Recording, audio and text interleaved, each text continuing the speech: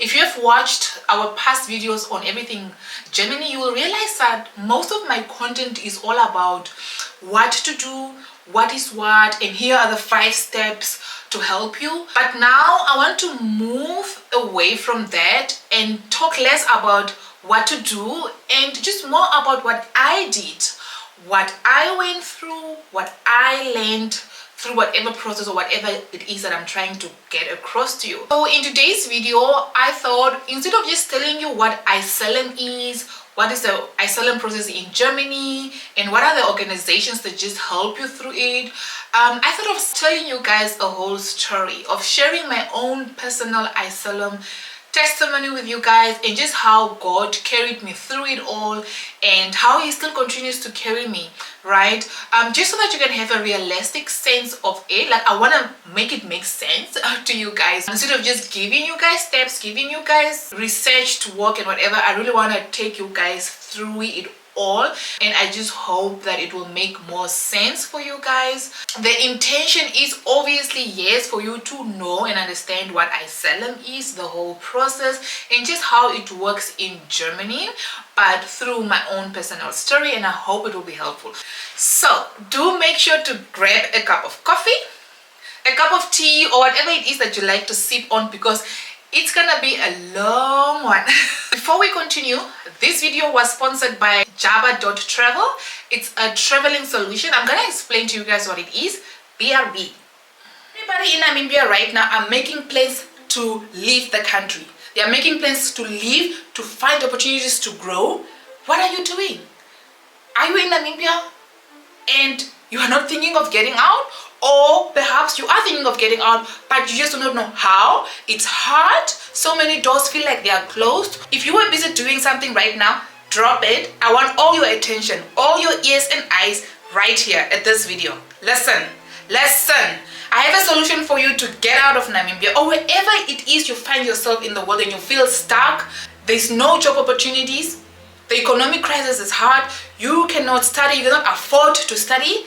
I come with a solution, and that solution's name is Japa.Travel. Japa.Travel is a traveling agency based in Germany, in Berlin, that helps people move from their country to an EU country, to any EU country of your choice, whether it's Germany, Switzerland, Sweden, Austria, the Netherlands, whatever is your dream country. Japa.Travel makes that dream possible for you with giving you solutions to either do your bachelor's degree, do your master's degree. If your country of choice is Germany, which I will recommend, I will totally recommend Germany. Let me just put it out there.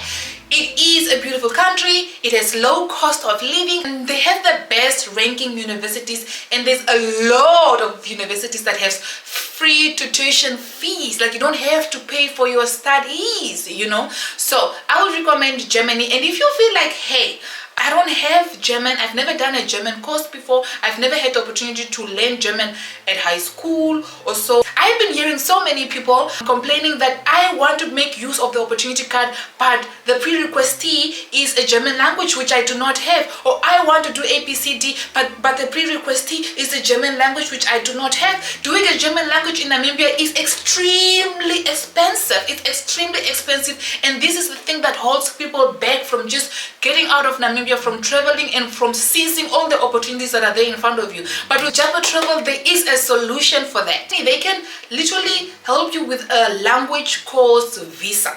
You get a language course visa, you move to Germany, and then you can further your studies from there onwards if you feel like it. From a German course to maybe an Ausbildung, from a German course to a bachelor's degree or so. So there's no reason for you to not take part in this opportunity. They find you free to tuition fee universities. Like, what? You don't know very well that finding an affordable university, or even a university that you don't have to pay for, it's quite difficult. It's quite difficult. Not all universities put themselves out there, right? But they have all the information. You don't have to do all the work. They find you the good soil and plant you right in, honey. And they cannot find you at tuition-free universities. They find you a low-cost one, or they get you a scholarship or a sponsorship, right? And they do all the heavy lifting. Once you get here, they literally start you off from the airport. Like, they get you at the airport, like, princess treatment, what? You know, they make sure that you have accommodation. They make sure that they find you a student job. Yes, you are allowed to work while you are doing your studies, whether it's your language course, a bachelor's degree, a master's. You can work and grow financially. So their aim is not just to grow you educationally, but financially too. What? And they get you networking. They put you in the right places with the right people for whatever it is that you want to grow your career for, right? Or you just want to expand in learning your German course, or just integrating and just making friends so you don't feel lonely, so you don't feel depressed or whatsoever. Like what? Like they literally take you from point 0 to point 100. Did I say 100? Yes, to point 100. It makes me incredibly happy because I've seen so many people move 2 steps behind with their career because they want to get out of Namibia so quickly because of how the struggle and the hardship that is there. So they end up making dumb decisions like applying for asylum. I was one of them. I ain't gonna lie, I was one of them. Applying for au pair, like, you're coming to be a nanny? Like what? Because not having information, because of lack of information, or because of not able to do that, getting that admission at a certain university, maybe in Germany or so, right? Or maybe it's just because you feel like, oh, I don't know German, is a prerequisite, so I don't qualify. But now with Japa.Travel, we have all these solutions for you. You can get to travel to Germany without knowing German. Like what? So there's no need for you to move 2 steps back. I am so excited that there's so much solutions that Japa.Travel brings, and I am excited to dive deeper with you. So if you are ready to move, if you are sick of being stuck, if you are ready to make a big move and make a big leap in your life, and you want to find out more about this Japa.Travel and how they can assist you according to your situation, DM me #move. You can do it in the link below. You can do it on any of my YouTube videos. Just comment #move. We're moving. We're moving. We are not trees. We are moving. We are moving for opportunities to grow. We are not staying stuck. There's no opportunity. There's no reason for you to remain in Namibia. There's no reason for you to remain stuck. There's no reason for you to sit and watch how other people are moving out of Namibia, how other people are increasing their opportunities for growth, and you just sit it there because you feel stuck, because you feel like your problems are bigger. Well, we have a solution for you, so get moving.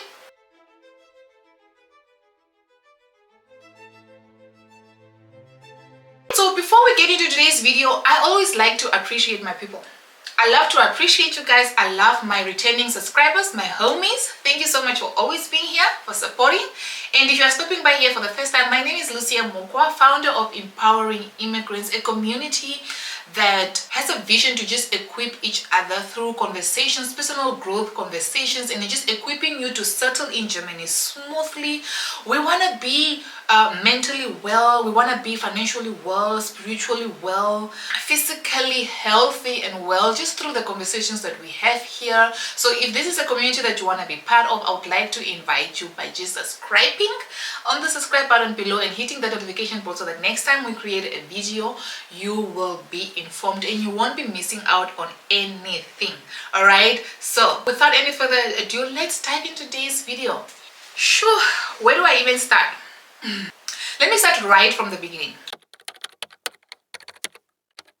Back home in Namibia, I think mid-2019, I was living my best life, you know, girl just graduated from her bachelor's degree. I got promoted at my workplace. I was in corporate and, you know, bought my car. I think I bought my car. That was like the year that I bought my car as well, or was it in 2018?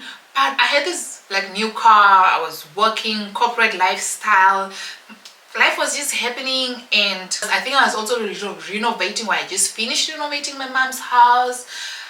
Like I was just cool, I was just okay. People were already at that time moving to Europe, going to the UK and stuff like that, but I was like, I love Namibia. I was one of those people that would say I'll never leave Namibia.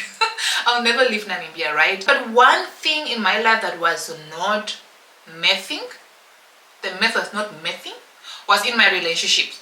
My relationship was just not okay, and for whatever reasons that I prefer not to talk about, I decided to end the relationship with my baby daddy at the time. Now, mind you, at that time in 2019, mid-2019, the rate of passion killing in Namibia was so high. They called it passion killing because boyfriends and husbands will kill their girlfriends out of love because they love them too much. Why was it even called passion killing?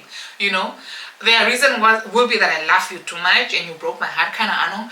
But they will literally shoot you. Like a guy will just, you will read in every forefront newspaper literally every week. It was so horrific and so scary that a guy will just walk into a shop, shoot his girlfriend, or slide his girlfriend with a knife. It was so scary. It was horrific. It was just sad. And right at that moment, I don't know, did I think this will never happen to me or whatever, but I decided to also dump end things with my baby daddy at the time. And he didn't take it so well. He didn't take it so well. And the fact, and I was like, at first I was like, okay, I think it happens, it's normal, you know, when you end things. But it became so bad. Like he would text me, threaten me, and literally imagine someone sending you a threatening message, and you wake up, you go to the office, and on the front page of the newspaper, someone just got killed by her boyfriend or ex-boyfriend because they dumped them, right? And I was like, oh my god, like I am literally, am I gonna be the next person? Am I gonna end up on the front page of the Namibian newspaper that I was killed? Because it was so terrible, right? I started being so scared. I got so scared. Like, what if this will happen to me? Because the guy just didn't want to get it, right? I got so scared. I wasn't focused on my job anymore. I was literally traumatized.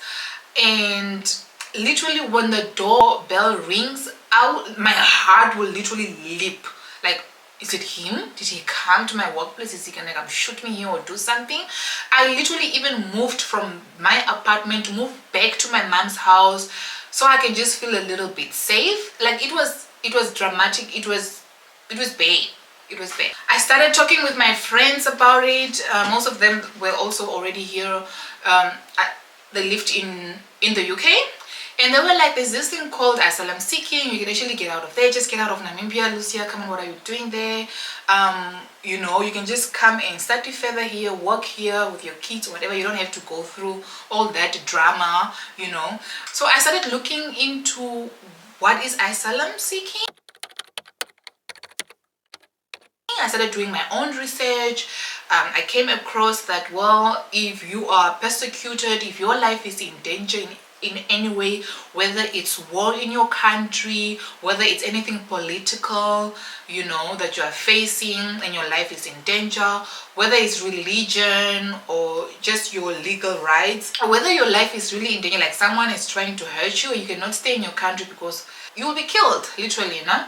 You can actually go to safe countries like the UK, Germany, and so many more, and you can claim for asylum. Like, you have the right to claim for asylum. Whether they believe your story or not, they cannot literally reject you. They are obligated to accept your asylum case and look into it, right? So I was like, okay, and I couldn't do it from Namibia, so you cannot do it from the country where you are at. You actually need to move to that country and then apply for asylum at the border, at the airport or so, right? So I thought, okay, all right, this can be, I think, a solution. I tried speaking to my boss about it. He advised that maybe we move, like he moves me to another town where I get to work still under Kazank, right, which was the company that I was working at. Maybe just open a new branch there and move me there, because he really didn't want to let me go. But that just didn't work out. So yeah, I went ahead with just doing more research on it, and me being me, I didn't even pay a traveling agency or whatever, but you can always get one that will just help you through the process. But I literally did everything myself. I made a checklist and a non-negotiable list to just check what it is that needs to just get me closer to moving out of Namibia as an asylum seeker, and as fast as possible, because my life was literally in danger. The flames were flaming, okay? So a few things that was on my checklist and my non-negotiable list was that I was not going to live without my kids. That was number one. Like, I am to make sure that I live with my kids, right? So it was the 3 of us. I have 2 kids. That was gonna be lots of money, right? So I started off selling my things, sold my car, had to quit my job, get some money out of that, and just sold all my furniture and gave away some of the things, so just to gather money around, because one of the requirements for a traveling visa is that you need to have money in your bank statement. You need to have money in your bank account. You need to show a bank statement that is loaded, especially for people that are like 3 people, you know. And then the next thing on the checklist was to get a traveling health insurance cover, I should say. I got one at Holland Insurance. I don't know what they call it, but Holland. Holland, yeah. I'm not even sure if I'm pronouncing it right, but yeah, I didn't pay much for it. I believe it was at 250 Namibian dollars or so, just to get that travel insurance in case something happens. But I think I had to get one for each person, me and the 2 kids. And then the next thing was to just obviously get the passports. You know, our passports had to be ready. And I think it was also during the season where, for whatever reason, there was no passports printing. It was delayed for so long. Like, they ran out of passport printing paper. Kind of, I don't know. So everything was so slow, and I got more and more depressed and scared. But God made a way, and we got our passport. So what I did is, my destination was the UK, but I thought of just going through Turkey, and so I got an online visa, traveling tourist visa, which was so easy to get. You literally get it like in one day. And it was, I think I paid 850 Namibian dollars for each visa application, and we got approved immediately. So we got our visa, we got our passports, we had money in our bank, and yeah, we were ready to go. But did we not miss our flight? The first day that we had to go to move, we missed our flight with literally 1 minute. Like, I could literally see the plane was still right there, and I'm like, please just let me board. Like, the plane is right there, let me just go through. The lady was like, no, you're not going anywhere. So we couldn't go that day, and we had to go back to, as I said, I did everything myself. So I had to go, I think I bought my tickets, my traveling tickets at Blue something, a traveling agency.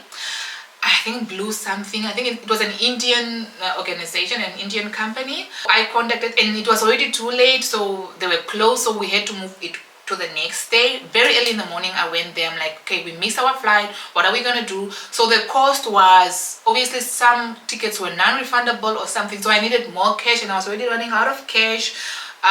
So I had to borrow money quickly from people, from a friend of mine, but that money was just coming in a little bit later, or I believe the next day. And so the option that they gave me was like, only your tickets can go through, like, you need to leave the kids behind.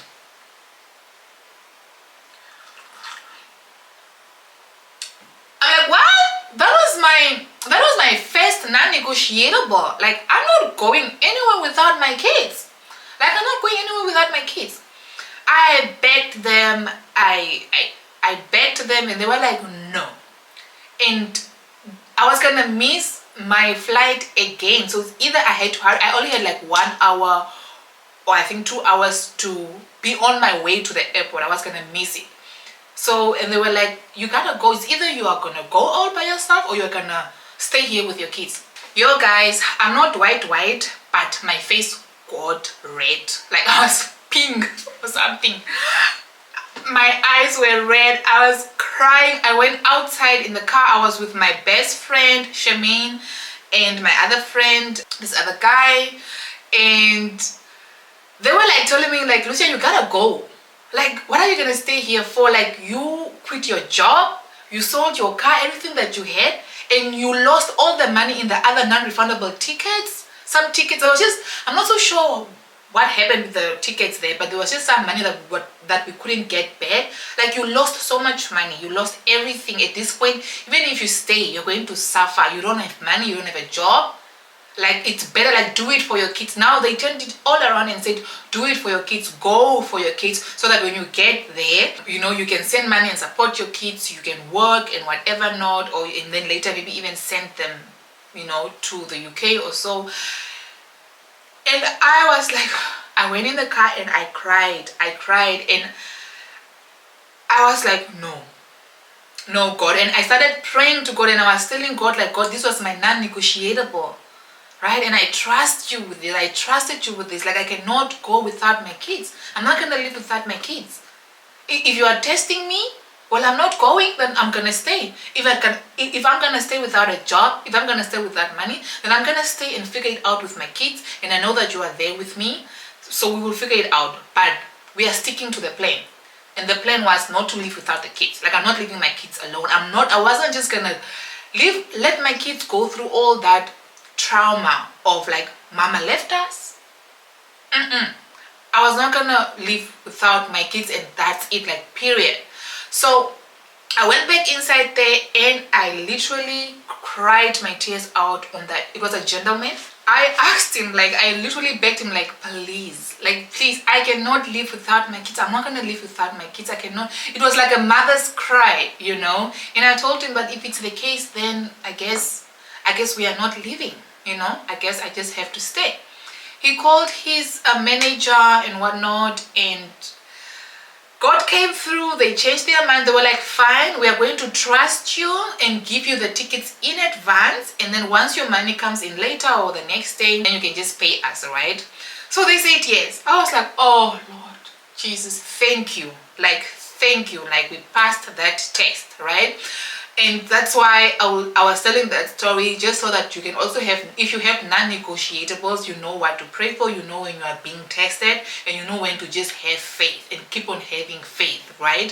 So we got ready, like we had to, but now rush, because we were not gonna miss this time again. We were not gonna miss the plane this time around, right? So I had to rush, go pick up the kids at my mother's house, and we got to the airport and we made it.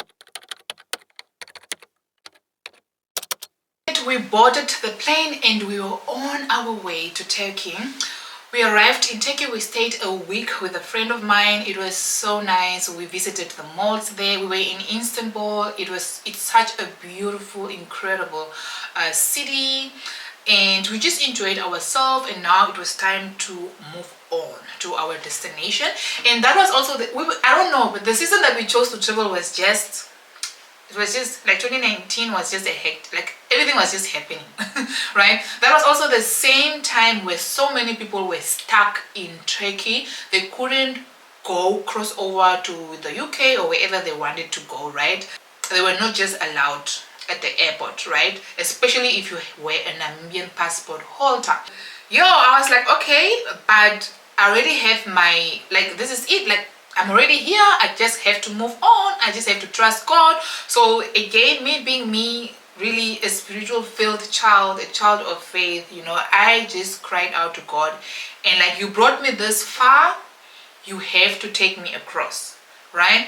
And I prayed and I prayed. We got ready. We did our little, okay, we bought the tickets in Turkey to just move to the UK, and we were transiting via Germany, right? And I just did my little research if we are allowed to transit via Germany, and it said yes, you are allowed to transit via Germany, but only through certain airports, like Frankfurt was one of them. So I printed out that paper as evidence, and I attached it to all the documents that I needed to show at the airport. So yeah, I had a Turkey visa. So when you have a visa, a tourist visa, you can go from one country to another, you know, just visiting.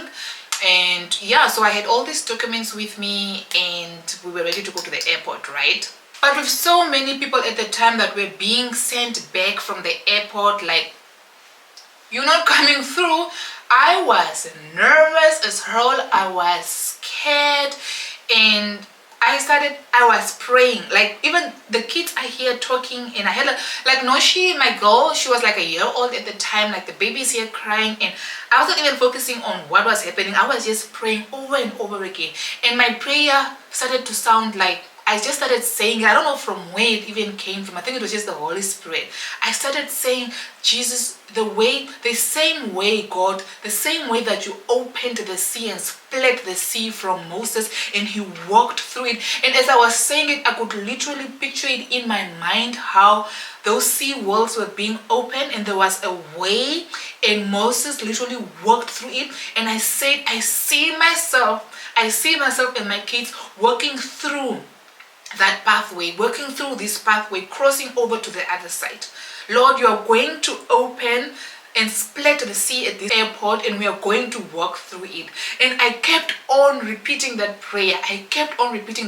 Because when we got at the airport in Istanbul, we had to wait for some time.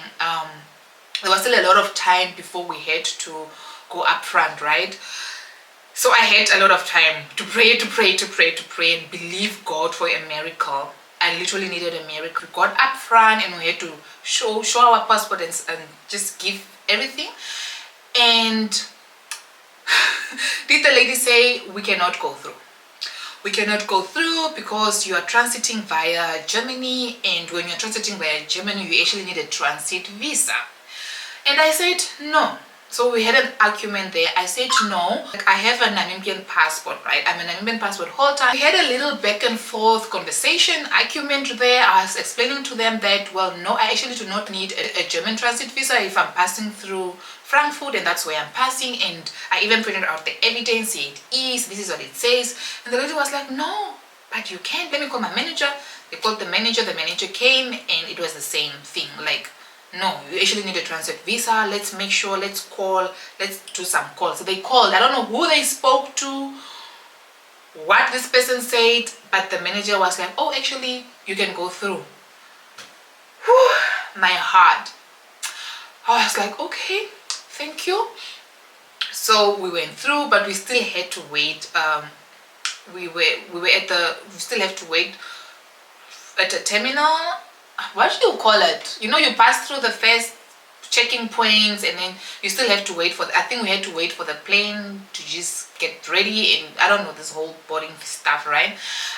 So we had to sit there for quite a while. I think it was another 30 minutes or 1 hour, and I was like, oh my goodness, I just want to be in the air right now. So whatever happens or comes up, like I'm already up there, you know, I'm gone. Now I had to sit here and wait again, like what if something happens again, right? So I was like, so I had to continue the prayer. God, please, Moses, split the sea, do it right now. Literally. And as I was sitting there, the manager was literally walking towards me. The guy just came. He was walking towards me, and I was like, oh my god, oh my god. When he got here, he got there to actually apologize. He was like, ma'am, we're so sorry that we put you through that whole situation, you know, that little argument of the visa thing. We apologize and we wish you a good trip. I'm like, okay, thank you, just get out of here, leave me alone, let me go. And just by God hearing my prayer and just him being so faithful, oh what a wonderful God we serve, we managed to leave Turkey. And as we were transiting, I think we arrived, we were traveling in the middle of the night, I think very early, maybe in the morning. And we arrived there like, I don't know, it was so early still, it was still in the morning hours. And at the checking point again, to just go, and you know, the destination was to go to the UK. So when we got at the checking point, they had to check everything again. And did this German lady not decide again to continue the transit visa issue? She was like, no, you actually need a transit visa. So how are you even here? And then they started going on like, yeah, we're going to call Turkey right now. They were not supposed to let you through. It was actually their fault. They were not supposed to let, you know, they had attitude, like they were not supposed to let you through. How did you even get here? You do need a transit visa. And in the back of my mind, I was just like, that was actually God. That was God. You know, that was just God. I was not actually supposed, apparently needed a transit visa, right? And yeah, they had to put me aside. I couldn't, the plane to the UK left, and I missed that plane as we were discussing this whole issue. It went on and on and on. Imagine it was like from the morning. It went on and on and on until in the afternoon. And at the end, because I was still like yo, I did my research, here's the evidence, here's the paper. And they were like, yeah, Google is you know, you cannot trust everything on Google. You're supposed to go on the maybe the country's rules, acts and whatever not, and blah, I do not know, a lot of stuff. There's just so many conversations around it, right? And they didn't want to let me go, but then later they were like, okay, fine, you can go. But now we missed our plane, and now it was ticket issues again. We had to pay a refundable fee or something, not to really buy the whole ticket again, but just a certain fee, a refundable fee, so that we get a new ticket or something. And it was for each and everybody. We are three, right? Obviously the kids one was a little bit cheaper, and this money was not a lot. I remember it was 140 euros that I had to pay. But guys, I didn't have it. With everything, with the other tickets that we had to repay again and all these things, I didn't have that small money. Even I didn't have that money. And so they were even looking at me weird, like, hey, you are here touristing and whatever not, and you cannot even afford 140 euros. Like, I think something was already fishy, nah? And the kids were crying. No, she was a baby. We lost her. We left it, I think, in Turkey. We forgot it actually in Turkey, I remember. I didn't have a cent on me to even buy her a bottle at the pharmacy. It was so crazy. I was stressed. The kids crying. What am I gonna do now? I don't have money to add on to this refund. And so we couldn't go. We couldn't move on to the UK.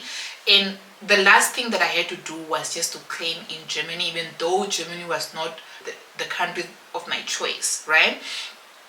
But it was just God. I'm sure God just wanted me here. Obviously, I didn't think like that at the time. And so I went up to the officers and told them that, okay, let me tell you guys the truth. I ain't got any money. I ain't got any money. My plan was to go and claim asylum in the UK. But since you guys made that impossible, I was mad. I didn't want to stay in Germany. I was mad. I wanted the UK. So I was mad at these people. I was like, it's your fault. So now I'm gonna claim here. I have no choice but to claim here. The thing with asylum seeking, the moment that you say, I want to claim for asylum seeking, they literally take you in. They take you in immediately. They don't reject it. They don't whatever. They take you in. They put you at the side in an office. And now they start asking questions just to see if you are actually eligible for applying this. Obviously, your life, you have to be in danger, you know. So I had to explain to them, why can I not board the next plane right now to go back to Namibia? Like, I cannot go back to Namibia because my life is in danger. I'm going to be killed. My throat is going to be slit off. Here are the newspapers. Oh yeah, that was also on my checklist. I also had a checklist to make sure that my evidence is in there. Like, all the messages that he wrote me, that those threatening messages, I printed them out. And all those newspaper printings as well. And just, you should have evidence to just make your case a little bit stronger. And so we went through all that whole process of just explaining to them what is what. And yeah, they took it all in, took a few pictures, fingerprint, you know, that's what they do.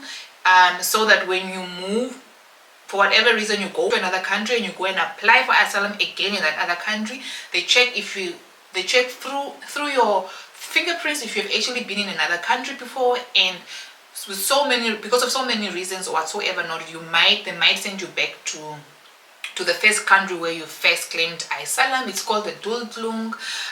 So that's why they always take fingerprints to make sure that, okay, this is the first country where you claimed for asylum. You know, they are the ones who are responsible for you. So wherever you travel, when you are traveling across Europe and you find yourself in trouble, maybe in another EU country, whatever, they literally check through your fingerprints where you belong. You know. So yeah, they took the fingerprints, they took the application in and whatnot. In most cases, you sleep at the airport in literally like a cell, and sometimes some people even get to stay there for 2 weeks, 3 weeks while they sort out where you, like, try to find you accommodation in a camp, right? Try to find you some space in a camp make a space available for you in a camp where you're gonna have to go and stay. Depending on how long that process it takes, you might stay at the airport at that cell. I heard of people that even stayed up to a week long, but obviously they also look at your condition. If you have a baby, if small kids, they might make sure that they get you out of there as soon as possible. But for me, when I say God carried me through my process, guys, there's power in prayer. There's power in partnering with God and just living your life with God. Like, he's the king of the universe. Like, he's just for you, completely for you, you know. I didn't have to sleep at the airport at all. I was blessed enough. Like, God literally blessed my friend's heart. Veka came with her husband. Like, yo, the things that my friend did for me is just, when I think about it, like, yo, it just makes my heart so, like, appreciation or a thank you or whatever is such an understatement for the sacrifices that she made for me. Like, she literally, it was in the evening now by that time. It was in the evening. We spent the whole day literally at the airport, exhausted, tired, kids crying. She literally drove, I think she had to drive like almost 2 hours from where she was staying with her husband. She drove from there in the middle of the night to come and get us. The next day she was supposed to be at work, but she cancelled. She literally dropped everything just to come and help me and my kids, you know, make sure that we are okay, we are comfortable, you know. So I really appreciate her. I appreciate it so much. She's always been there for me in my journey, and I really love her so much, you guys. They came with her husband. They came to get us. We didn't have to sleep in the cell. They came to pick us up, and we slept in Frankfurt at another friend's place, who's also my dear friend. Like, this girl's been there for me since day one, you know. I am here, I am what I am right now because of these girls, right? So we slept at a friend's place, and first thing in the morning we went to, so they just gave us an address of the camp where we have to go and register in, because obviously they looked at my condition. I had a small child, 1 year old, I have 2 kids. They had to find me a place as soon as possible, so they got me a place. I just had to travel there by myself now, right? And that's what they do in most cases. They will literally just give you the address, and you have to get there yourself with different train connections and all that. I mean, you are even new here, you haven't really been traveling on trains that much. You get confused. You get confused and scared and everything. But I was blessed enough to have a friend that literally was there with me. Like, she literally held my hand and said, "Girl, I got you. You're not alone. You are not alone." Oh, my heart. So we went to this camp. We registered ourselves, and I believe we just stayed there for a day or two, and then we went to that camp where we were not supposed to go and stay for 6 months.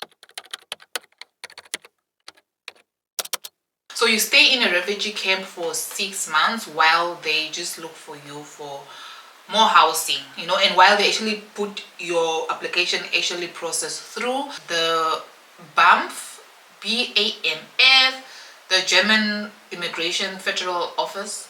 What do you call it? I'll correct it when I'm editing. Sorry guys. Yeah, so they take your application in. You get to stay there for 6 months, right, while they sort your whole case out, right? So yeah, we arrived at this camp in Halberstadt, and yo, it was not nice.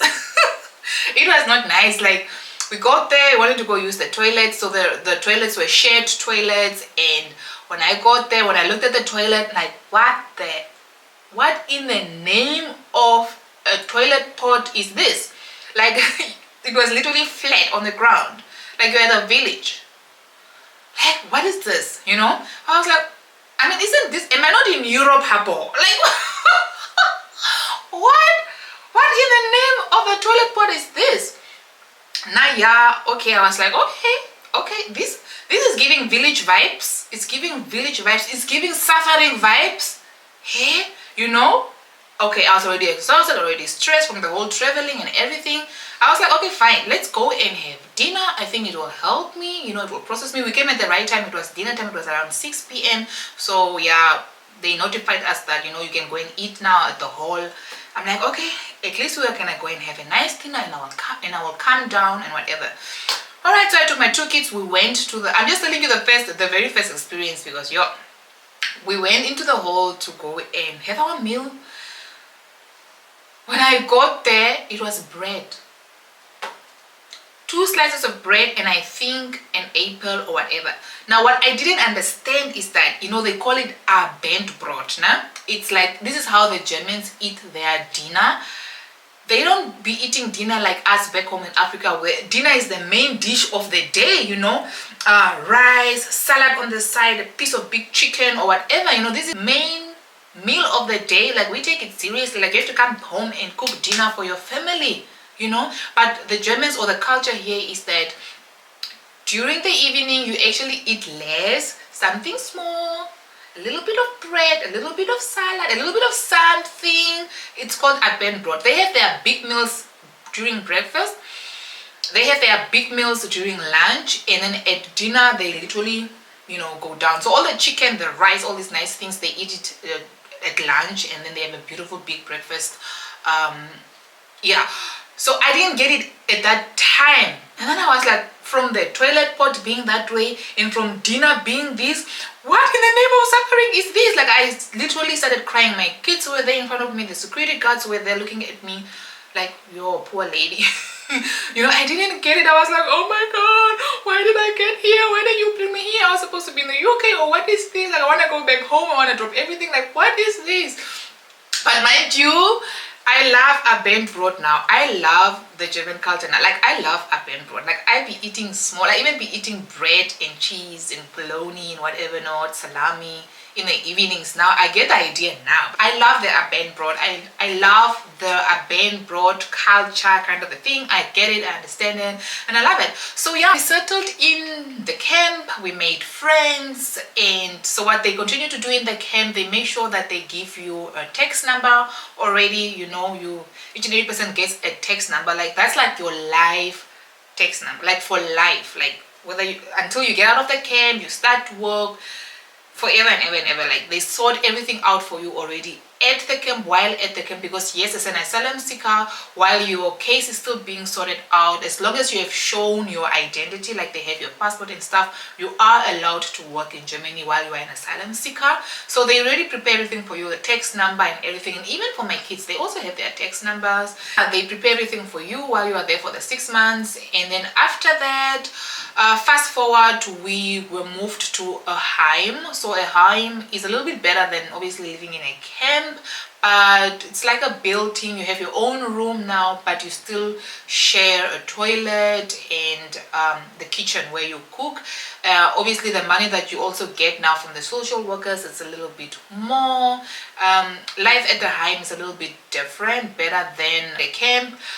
But we didn't also get to stay there for too long. We were supposed to stay for 6 months. If you have children, you get to stay for 6 months. But if you are a single guy or a girl, actually girls are allowed to stay for 6 months as well. If you are a girl, a woman, or you also have children, you get to stay for 6 months in a Heim. For most of the time, the guys can go up to like a year. But I think it's also just different from Heim to Heim. Sometimes, but the minimum is 6 months and maximum is a year that you get to stay in a Heim before they give you an apartment, or you can even decide to move out of the Heim by yourself if maybe you have found a job and you can afford to get your own apartment, right? We only got to stay there for 4 months because the manager of the Heim really just liked me. She was like, oh god, I love how you keep your room clean, you're so tidy and stuff, let me just get you out of here. You know, so we moved forward and I got my very first apartment in Germany, a 2-bedroom, a sitting room, a pantry, kitchen, dining area, nice big toilet. And yeah, so life started finally happening for us in Germany. We had to start integrating now. The kids got proper schooling. We were already actually starting from the camp already, getting to German classes and stuff like that for the kids. So it already starts from the camp. But when you get an apartment and you're just out and you now got a town where you are registered in, it's like real school, primarily real integrating now. This is now when life actually really starts happening for you. So yeah, the kids got into school. Jordan got into school, and Noshi got into a kindergarten, and now I had time to go out there in the mornings and do my thing. So I started looking for ways to start learning German, doing a German course. That was like number one. It was just important for me. So yeah, I had to find out how I can start, who will pay for my German course and everything. And so I spoke with the Caritas, I spoke with the social workers, and they said that you can actually ask for the BAMF office, Federal Immigration Officers, to see if they can actually pay your German course, right? So I did that. I sent them a letter via Agentur für Arbeit, and yeah, well, they returned it and they said, no, you are not eligible because you come from Namibia. Namibia is a good country, and maybe they definitely just believed already that they were not gonna give me, they were not gonna give me a yes for my asylum application. They were gonna decline it anyway. They only integrate people that, you know, really come from vulnerable countries that are in wars and stuff like that. So they don't really consider countries like Namibia, it's developing good countries and whatnot. That was the reason. But God being God, me being a prayerful girl, and just how he really carried me, he was really just making things work for me. I spoke with the Caritas guy, and the Caritas guy, it's like the Caritas is organization that just give asylum seekers help. They just assist you with whatever thing that you need, information, applications. They just help you stay equipped. And so this guy, knowing that I was really interested in learning, introduced me to the principal, I can say the principal, the manager of Volkshochschule in Haldensleben. It's a school that offers a language course as well. And they said, well, there was a program there that was available that people could attend for free, right? So, and they were only choosing certain people. It was actually for the German people. So it's for people that already know a little bit of German, and they just want to further maybe their writing, their reading and stuff like that. So I could be part of that and also just learn along. And then the course was for free, but I had to pay my own exams. So yeah, my German thankfully already it was already getting better. I was learning at home. I made a whole video about how to learn German faster and smarter, so make sure to watch it. And I really did tap into all of those ways and tips to just learn faster and smarter at home on my own. So when I went for this interview already, that was in 2021, yes, so I was already getting there, you know, with my German language. So I passed this little entry interview into the school, and yeah, I got admitted. So I started doing my German course. I started off, instead of starting off from A1, I started off from A2 because I was just better like that, you know. So yeah, that's how I got to study German course. The BAMF office couldn't pay for me. They will not pay for you. They look at where you come from, your integration process and stuff. But if you're lucky, they say yes, they take up the course, they pay for the course and everything. You don't have to pay for a dime, right? So yeah, and in terms of work, I tried working at a hospital as a cleaner, just because I wanted to look for a job that was just like less hours to manage it with my kids. But it was so hard, it was exhausting.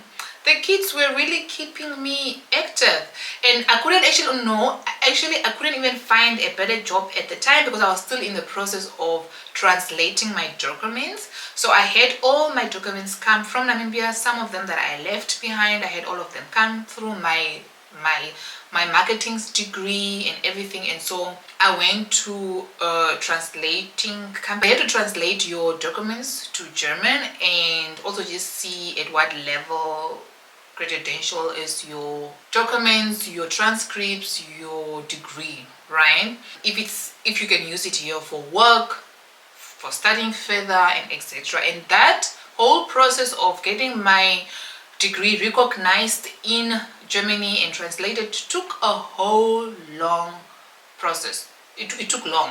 It took long. It was expensive. I had to pay 200 euros for the recognition to be done and the translations. I think it was actually 260 because at first I had to get the Übersetzung, the translation. Then I had to get the recognition, which was a different 200. So that was 260, and the process just took longer. So during that time, I couldn't actually use my degree to find better work. So I went to look for this cleaning job, and yeah, I could do that. But I did that for a while, then I just left it. It was too much. I just focused on the kids, and yeah, I started tapping into things like online hustling. That's why that's why I'm even here right now. I already started tapping into that. So yeah, that's it about around studying and work. The kids were doing great at school, and yeah, while we were at that and we were just living our best lives, I got the news. I think this was now towards the end of 2021. I got the news from the BAM office. A big yellow envelope came through at my apartment post, and they declined my asylum application. I got a negative, and now I had to be deported. They literally told me that your application was declined, so the next thing obviously is for you to go back to your home country. No, wait a little bit, back forward or back, or let's take it back a little bit. At the camp, after the second interview, that's when they actually tell you whether your application is declined or not. Now you get your results while you are there. So I got my first results and it was declined already. So you have to get a lawyer immediately and appeal to the judge, so that they can just reprocess your asylum case again. So that's what I did. And then after that, it takes a little bit longer for you to get a new court date again, to sit in front of the judge again and explain yourself. It takes up to like a year or two depending. And so yeah, that was just something that I forgot to tell you guys. And then now fast forward again, 2020, this was now 2021, late 2021, they called me in. I got my court date, so I had to go to court. And yeah, this time around I was really getting closer to God. I think my relationship with God really got stronger here in Germany, more than it was even at home, back home in Namibia. And especially during this time in 2021, I was so close to God, and he just convicted me that I should go and tell the truth. I should speak truthfully and always speak the truth, and it doesn't matter, like even if it's a judge or whatever, like I have to speak the truth. As a child of God, I'm called to be honest, right? So did I not go in front of this judge and tell them that I actually lied? There was something in my application that I lied. I actually didn't go to the police in Namibia to put in a case, but I said that in my case. I said in my case that I went to the police, but I didn't actually go to the police. I just didn't have time for that. I was so scared, and also looking at so many stories that was happening, and so many people went to the police but they didn't get help. So I knew that I was not even going to get help anyway, so I was not even going to try. So I'm just going to leave the country, right? But to make my case stronger, I lied and told the first judge, that I went to the police. So this time around, I told this judge that I lied. Imagine telling a judge that you lied in court under oath, But I was like, I am more fearful of God. I'm more scared of God. I rather fear God than fear a judge. He's a mere man. He's just a man like me, Like God convicted me. He said, do this. I'm going to have to show up and do it. And that was my thinking, at the time. That was my thinking. So I just told them the truth. And that guy looked at me like, what? You did what? So obviously my asylum application was declined. They brought me the paper at my apartment and they told me that, well, your asylum application was declined. I believe that was one of the reasons. And obviously also, just in most cases when you come from Namibia, they will decline your asylum case. But hey, you never know, right? You never know. But I haven't heard of someone right now who got this far, 2023 October, that got their asylum application through, like a positive, a yes, you know, to go at the office, the social worker's office, and actually sign a document, a paper that gives me two options. After that, you get two options. You are either you can now choose to go back to your home country free willingly without them forcing you to move, because now your asylum application is declined, right? You have to go back to your country. They give you pocket money around about 3K if you have two kids, and yeah, they buy your tickets for you, and then they even give you around about 5K euros to start a business, maybe back home or whatever, just to start your life again back home, right? Or you sign, or you choose to stay under a deportation status, and that's your ausweis now. You know, you get a dultung. They call it a dultung, literally with a red stripe through, that you're supposed to be deported, but you know it's not happening yet, you know. So I was like, yo, there was a pandemic happening right there and there. It was late 2021. There was a pandemic happening. The economic crisis in Namibia was bad. People like, where will I even go and start? I said, obviously, no. I'm not going back. Like, that was almost the money that they were offering was close to, like, I think 100K Namibian dollars. But that's not even enough, you know, with two kids that have to start school in Namibia and everything. And oh no, I was like, I'm gonna have to trust God. I'm just gonna have to stay, right? You know. And when you choose to stay under deportation, like, now you have signed for it, and they can come and pick you up and deport you anytime without any warning, like at 3 a.m. in the morning, to make sure, yeah, in the middle of the night, to make sure that you are there, right? So that was the two choices that I had to choose from, and I chose to stay regardless. So yeah, I signed for it and I chose to stay. I got my new ausweis and went back home. But I fell into this pit of depression, anxiety, that uncertainty of, oh my God, what is next now? Are they gonna come knock at my door the next day and take me away? What am I gonna do? I was so scared. I forgot about God. I even forgot about God. I totally forgot about God. I stopped praying. I was just focused on this negativity. I was depressed. I fell into depression. I started numbing into alcohol. I started drinking so much alcohol. I gave up my salvation and went back into full mode sin.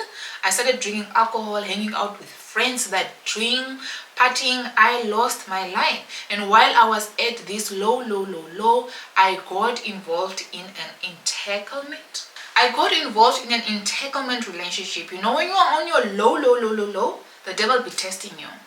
I got involved in an entanglement relationship with this weird guy.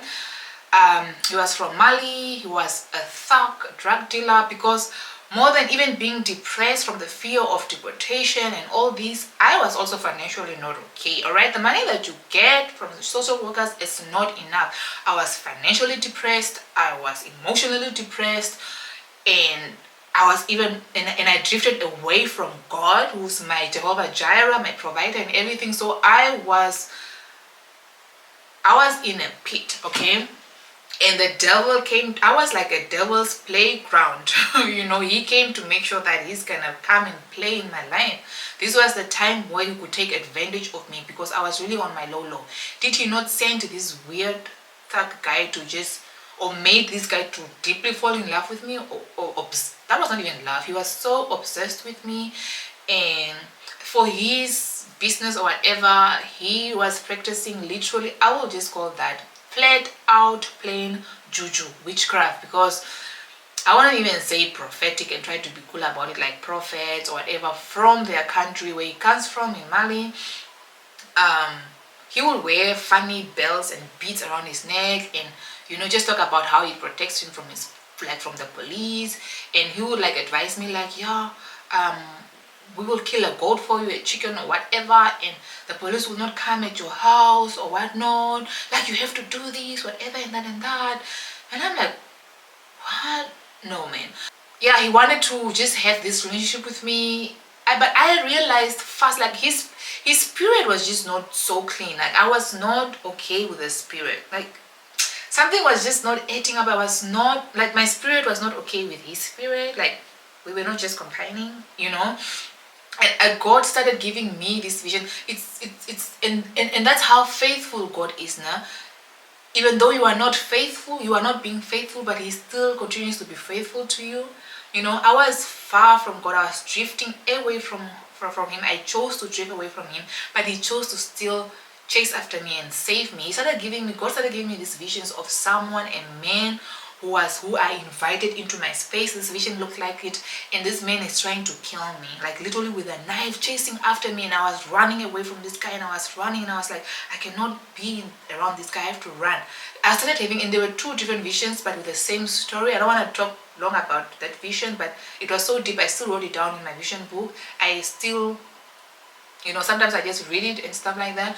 But yeah, when I like, after getting these visions and I knowing that no, man, something is just not right with this guy, like this is not okay, I was like, I don't want to be your friend, I don't want to be around you, whatever. But this guy didn't start understanding that. He was so obsessed with me.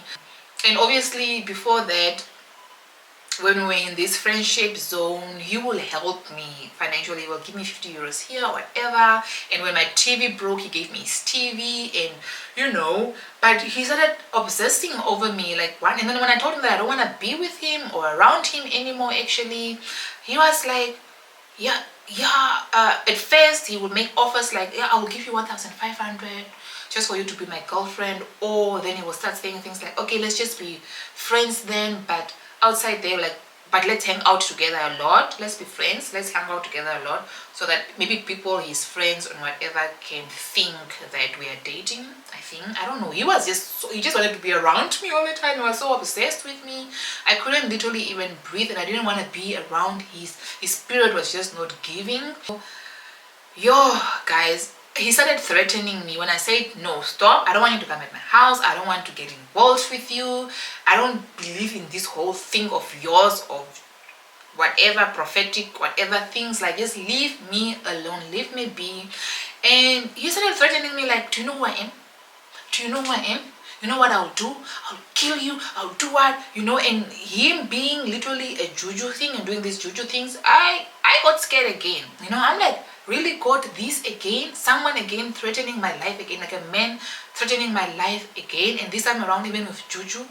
Like, juju be real, guys. I'm not even gonna lie. Yes, I believe in God and whatever, but witchcraft is real. Like, people will destroy your life. And I was like, I got scared, like, what's wrong with my life? Like, why this, why me? And right there and there I realized that, you know, the bigger your calling, the bigger anointing and favor you have, and just big light upon your life, the bigger your demons, you know.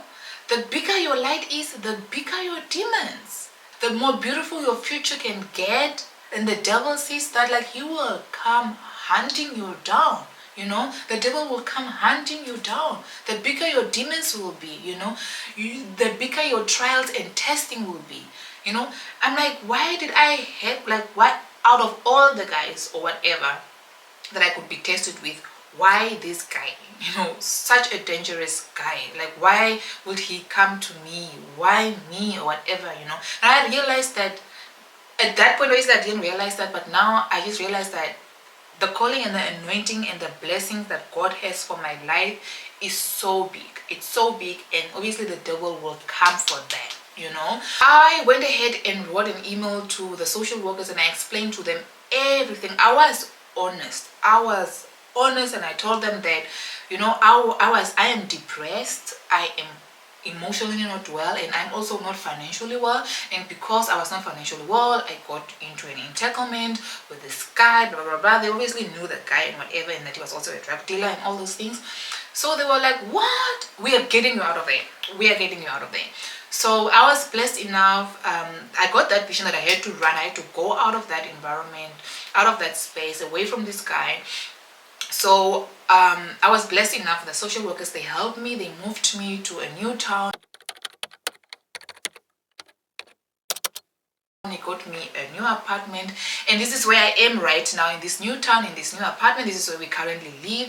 It's even a more beautiful town, really peaceful, really nice, and the apartment is even much bigger, 3-bedroom now and everything. So a dream apartment. Now I even got to live in my dream apartment. So it, whatever the devil will mean for bad, God will always turn it for good, you know. So that's literally what happened. Yeah, so God literally snatched me and held me and saved me away from this dangerous guy. And ever since that, I am, when I see a guy out in the street, or especially people from other countries, because Namibians are kind people, you always be greeting everybody like hi and whatever, and yeah, you can come in for a cup of tea, whatever. We like to socialize and just chill with people. But people come, I think when you are in Europe, you get to understand that we come from different countries with different cultures, with different beliefs, and be careful. Like, you need to protect yourself, you need to protect your spirit. Like, people are not just right. Like, I learned a lesson, not just to open up like that to any pigeon pole, you know. So if you are an asylum seeker currently now in Germany, or you are planning to apply for asylum here in Germany, whatever, I will encourage you and just let you know that it's hard. It's hard. Fear, anxiety, the uncertainty, and especially if you get those results back about your asylum application, the financial hardship, also the little money that we get and everything, it's hard. But I will advise you to really stay equipped with God, like stay closer to God, you know.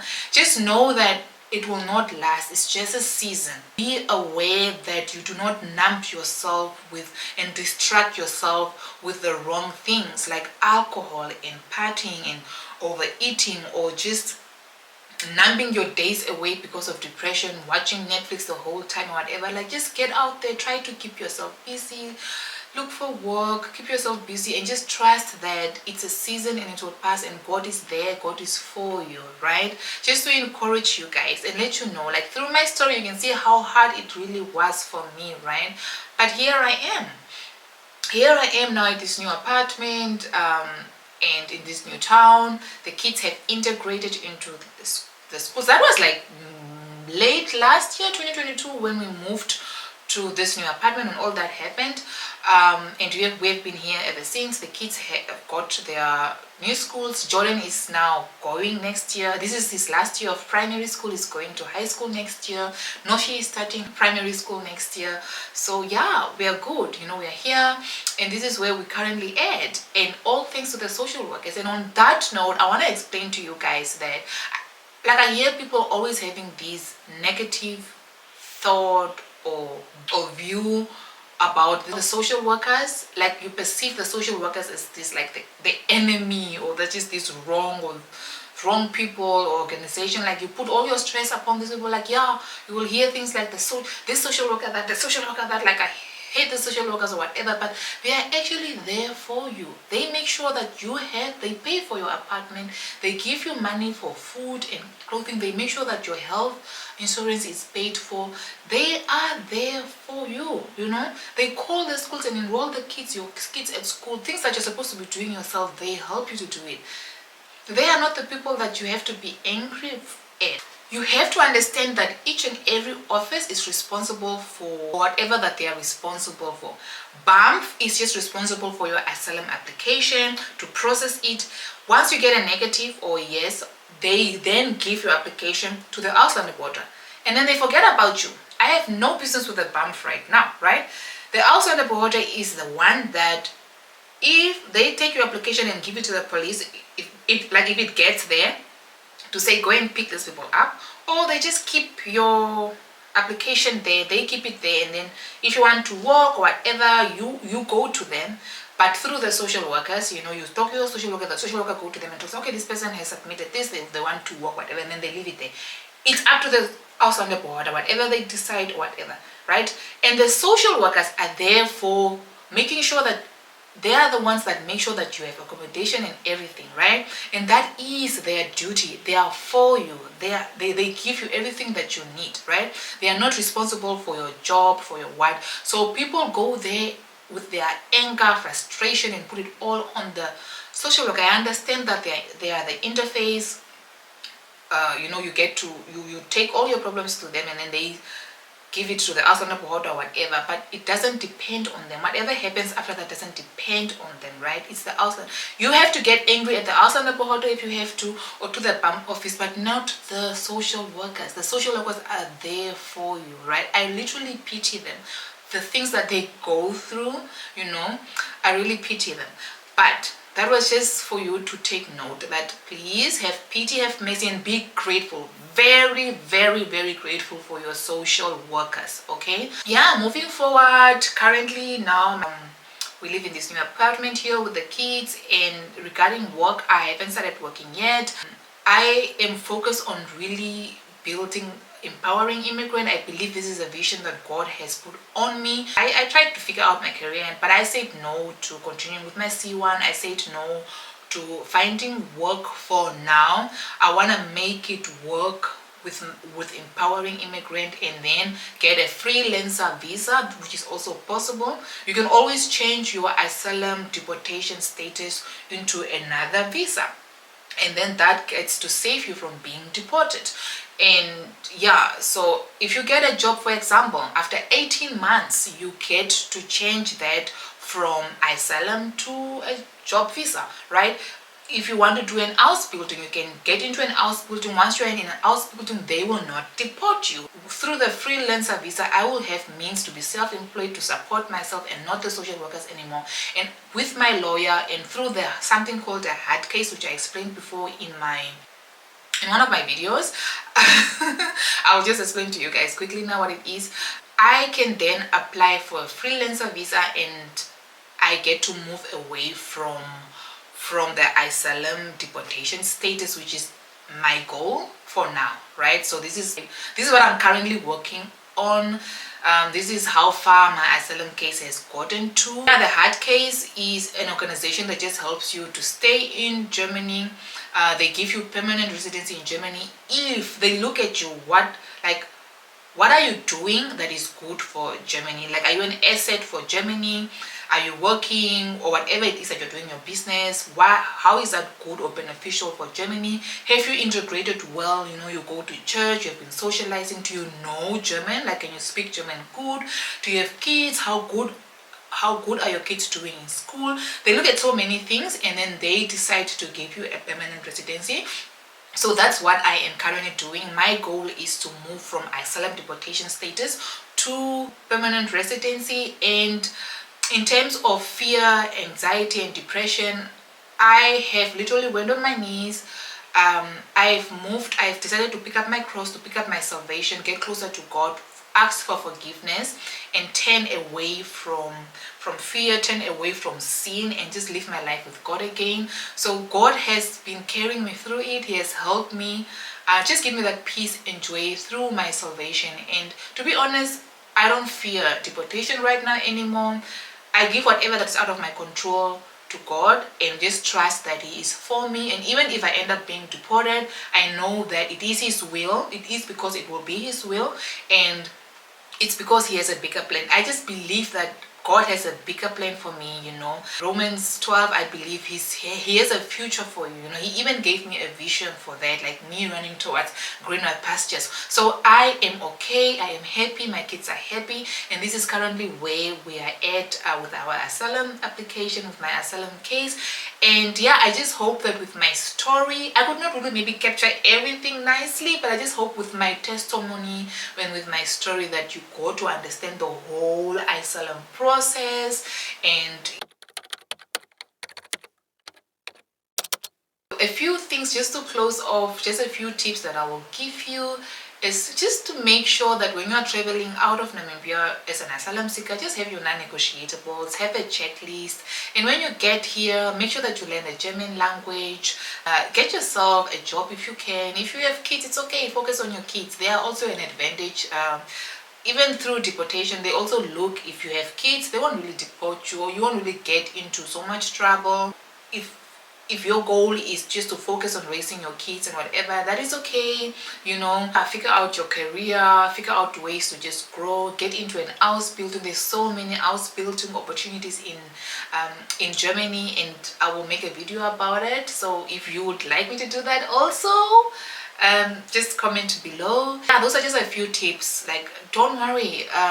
Yes, I cannot say like don't be scared. You will come to a point as an asylum seeker, if you are here or planning to come here, where you will be scared. It's hard. It's a hard process to go through. The uncertainty, the fear of deportation, the not knowing what's next, what will happen. It can really get scary. But I will advise you, a tip that I'll give you is just to partner with God, get closer to God. Whatever it is that you believe in, for me that is God, obviously, but whatever it is that you need something bigger than you that will carry you through your asylum process. So for me, that was God. Get spiritually close to God. He will cover you. He will give you the strength to just carry on. So yeah, that's it. And if you guys have any more questions regarding the asylum process, just put them down on the comment below. And yeah, don't forget about the Japa.Travel. So if you want to move to Germany, do just put a hashtag move on the video here, or just DM me or whatever. Like, I will help you get here in a better way. Not with asylum. I will not advise anyone to come with asylum. There is now more better opportunities, and that's why I've even created this platform, this community, empowering immigrants, because I really want to empower you now with the right information, with the right tools, and equip you to just choose a better way to live and to grow, you know.